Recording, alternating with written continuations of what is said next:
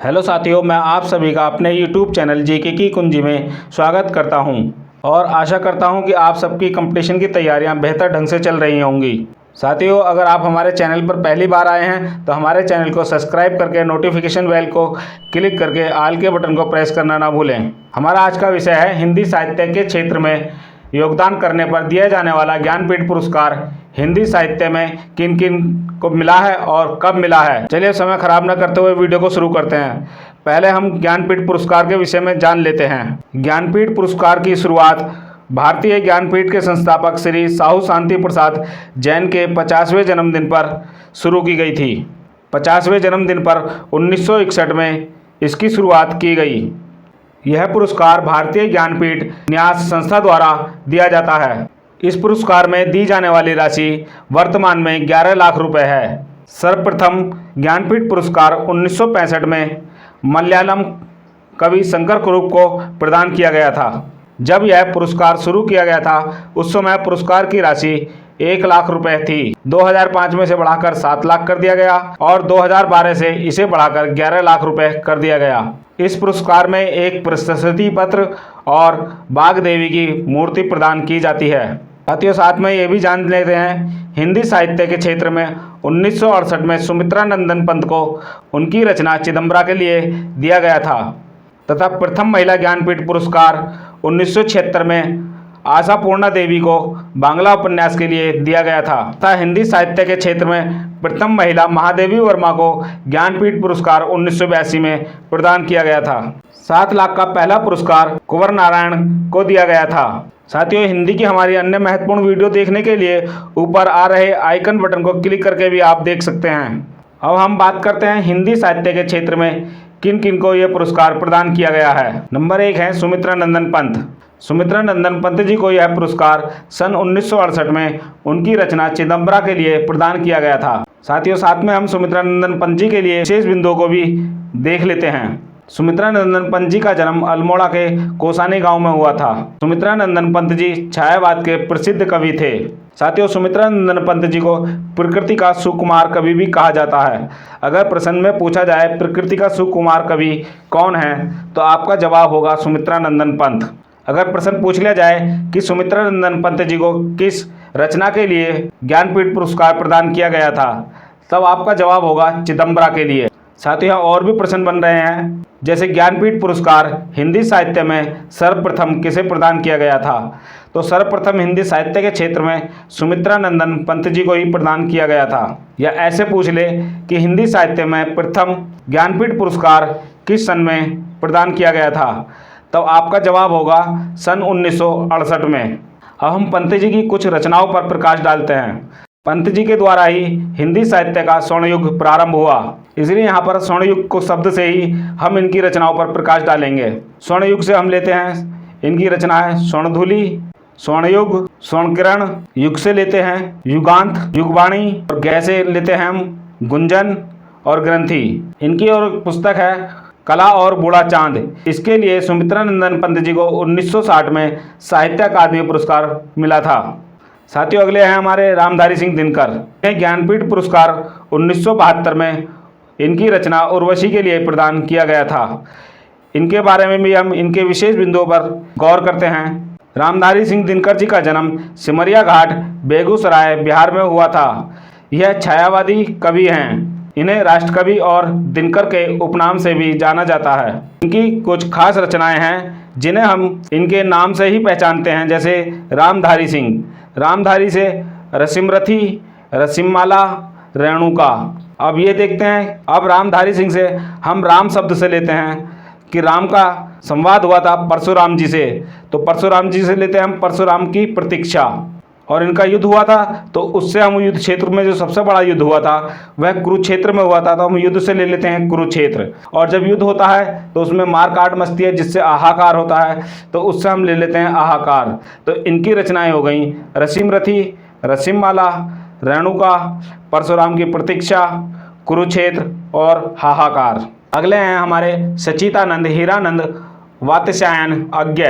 साथियों, इन्हें सर्वप्रथम ज्ञानपीठ पुरस्कार 1978 में इनकी रचना कितनी नावों में कितनी बार के लिए प्रदान किया गया था। हम इनके बारे में भी इनके विशेष बिंदुओं पर प्रकाश डालते हैं। इनका जन्म उत्तर प्रदेश के कश्यप पुरातत्व खुदाई में हुआ था। इनकी प्रमुख रचनाएं हैं, सच्चिदानंद से हम लेते हैं ईश्वर, शेखर, तो इनकी रचना है शेखर, एक जीवनी, नदी के दीप, आंगन के पार। अगली है महादेवी वर्मा। महादेवी वर्मा को ज्ञानपीठ पुरस्कार 1982 में उनकी रचना यामा के लिए दिया गया था। हम इनके बारे में भी इनके विशेष बिंदुओं पर प्रकाश डालते हैं। इनका जन्म फर्रुखाबाद के उत्तर प्रदेश में हुआ था। यह छायावादी कवि रही हैं। इन्हें आधुनिक मीरा के उपनाम से जाना जाता है और सूर्यकांत त्रिपाठी ने इन्हें हिंदी की विशाल मंदिर की सरस्वती कहा है। अगर साथियों यहाँ पर प्रश्न पूछ लिया जाए कि किसने इन्हें हिंदी की विशाल मंदिर की सरस्वती कहा है, तो आपका जवाब होगा सूर्यकांत त्रिपाठी निराला ने। अगर पूछा जाए कि हिंदी की आधुनिक मीरा किसे कहते हैं, तो यहाँ पर भी आपका जवाब महादेवी वर्मा ही होगा। या ये पूछ लिया जाए ये किस युग की कवि हैं, तो यहाँ पर हम लिखेंगे कि ये छायावादी युग की कवि हैं। इनकी किस प्रमुख रचनाएं हैं, जिनमें से आधी से ज़्यादा इनके उपनाम में ही छुपी हुई हैं। जैसे हम लेते हैं आधुनिक मीरा, तो हम ऐसे लेते हैं अग्निरेखा, आधुनिक कवि महादेवी, और नी से लेते हैं तो निहार, नीरजा आदि रचनाएं इनकी बनती हैं।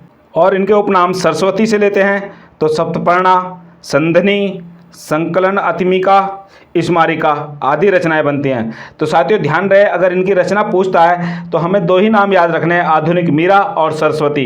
इन्हीं से इनकी सभी रचनाओं के नाम आते हैं, जो मैंने अभी आपको थोड़ी देर पहले ऊपर बता दिए हैं। नरेश मेहता, इन्हें ज्ञानपीठ पुरस्कार 1992 में साहित्यिक योगदान के लिए प्रदान किया गया था। साथियों यहाँ पर मैं आपको एक चीज़ और बता दूँ, 1984 तक ज्ञानपीठ पुरस्कार रचनाओं के आधार पर दिया जाता था, लेकिन 1984 से यह संपूर्ण रूप से साहित्यिक योगदान के लिए दिया जाने लगा। इनका जन्म शाजापुर मध्य प्रदेश में हुआ था। इनकी भाषा संस्कृतनिष्ठ खड़ी बोली थी। इनकी रचनाएं हैं बोलने दो चीड़ को, धूमकेतु एक श्रुति, चेत्या, दो एकांत आदि। अगले हैं निर्मल वर्मा। निर्मल वर्मा को ज्ञानपीठ पुरस्कार 1999 में इनकी साहित्यिक योगदान के लिए प्रदान किया गया था। इनका जन्म शिमला में हुआ था और इनकी रचनाएं हैं रात का रिपोर्टर, परिंदे, वे दिन, एक चीतड़ा सुक्का। अगर हम इन्हें आसानी से याद रखना चाहें तो हमें एक शब्द याद रखना है, एक परिंदे की रात, तो इसी से हमारे शहरी रचनाएं इनकी याद हो जाएंगी। अगले हैं कुंवर नारायण। कुंवर नारायण को ज्ञानपीठ पुरस्कार 2005 में हिंदी साहित्य में संपूर्ण योगदान के लिए प्रदान किया गया था। इनका जन्म फैजाबाद उत्तर प्रदेश में हुआ था। इनकी रचनाएं हैं अपने सामने, तीसरा सप्तक, परिवेश, हम तुम आदि। अगले हैं श्री अमरकांत लाल शुक्ल। इन्हें ज्ञानपीठ पुरस्कार 2009 में इन्हें भी हिंदी साहित्य के संपूर्ण योगदान के लिए प्रदान किया गया था। इनका जन्म अतरौली उत्तर प्रदेश में हुआ था। इनकी प्रसिद्ध रचनाएं हैं, हम इनके नाम से ही लेते हैं अमरकांत से, अंगद का पाँव, अज्ञातवास, आदमी का जहर, शुक्ल से लेते हैं सूनी घाटी का सूरज आदि। इनकी रचनाएं भी इनके नाम अमरकांत में ही छुपी हुई हैं, तो यहाँ से आप आसानी से इनकी रचनाएं भी याद कर सकते हैं। अगले हैं केदारनाथ। केदारनाथ जी को ज्ञानपीठ पुरस्कार 2013 में इन्हें भी हिंदी साहित्य के योगदान के लिए प्रदान किया गया था। इनके बारे में कुछ अहम पहलुओं पर हम ध्यान देते हैं। इनका जन्म बलिया के उत्तर प्रदेश में हुआ था। इनकी रचनाएं भी हम बड़े आसानी से याद कर सकते हैं इनके नाम से ही, केदारनाथ। तो भैया केदारनाथ किसका स्थान है? केदारनाथ स्थान है भगवान शंकर का। और भगवान शंकर किसका ध्यान रखते हैं? तो पूरी सृष्टि का ध्यान रखते हैं। तो यहाँ पर इससे हमें याद हो जाएगा सृष्टि पर पहरा। और शंकर भगवान तीनों लोकों से अलग स्थान पर रहते हैं, यानी कि कैलाश पर रहते हैं, तो उससे हमें याद हो जाएगा चौथा संसार। और इसी के साथ हमें ये भी याद हो जाएगा जमीन पक रही है, क्योंकि आज के युग में कलयुग है, तो कलयुग में सब कुछ जल रहा है। तो इससे हमें याद हो जाएगा कि जमीन पक रही है। और इनकी सबसे महत्वपूर्ण रचना रही है अकाल में सारस है। अगली हैं कृष्णा सोबती। इन्हें ज्ञानपीठ पुरस्कार 2017 में हिंदी साहित्यिक क्षेत्र में योगदान के लिए प्रदान किया गया था। इनका जन्म गुजरात में हुआ था, जो अब गुजरात का क्षेत्र पाकिस्तान में है। इनकी रचनाएं हैं दिलोदानिश, ए लड़की, जिंदगी नामा, समय सरगम। साथियों इसे एक आप शायरी के रूप में भी याद कर सकते हैं। इस प्रकार से दिलो दानिश ए लड़की, जिंदगी नामा समय सरगम। तो इनकी ये रचनाएं आपको आसानी से याद हो जाएंगी। साथियों, अगर कृष्णा सोबती से बात के अब तक के बारे में अगर पूछ ले कि किस किस को ये ज्ञानपीठ पुरस्कार मिला है, तो हम ये भी आपको मैं साथ साथ बता देता हूँ। 1918 में ये अमिताभ घोष को उनके अंग्रेजी साहित्य में योगदान के लिए प्रदान किया गया था। यह 54वां ज्ञानपीठ पुरस्कार था। 1919 में अक्खीथम को प्रदान किया गया था। यह मलयालम के साहित्यिक क्षेत्र में योगदान के लिए दिया गया था। यह 55वां ज्ञानपीठ पुरस्कार था। 2021 में यह नीलमणि फूकन को दिया गया था। ये असमिया कवि हैं। यह 56वां ज्ञानपीठ पुरस्कार था। 2022 में दामोदर मौजो को कोंकणी भाषा के साहित्यिक योगदान के लिए दिया गया था। यह 57वां पुरस्कार था। साथियों, अगर आपने अभी तक हमारे चैनल को सब्सक्राइब नहीं किया है तो चैनल को सब्सक्राइब करके नोटिफिकेशन बेल को ऑन करके ऑल के क्लिक बटन को प्रेस करना ना भूलें। साथियों, हमारी अन्य महत्वपूर्ण वीडियो देखने के लिए ऊपर आ रहे आइकन बटन को क्लिक करके भी आप देख सकते हैं। साथियों, हमारी अन्य विषयों से संबंधित अति महत्वपूर्ण वीडियो या हिंदी से संबंधित अति महत्वपूर्ण वीडियो देखने के लिए आप हमारे चैनल की प्लेलिस्ट से भी देख सकते हैं। साथियों, अगर आपको हमारा वीडियो पसंद आए तो वीडियो को लाइक करें, कमेंट करें और ज़्यादा से ज़्यादा अपने समस्त साथियों को शेयर करें। धन्यवाद।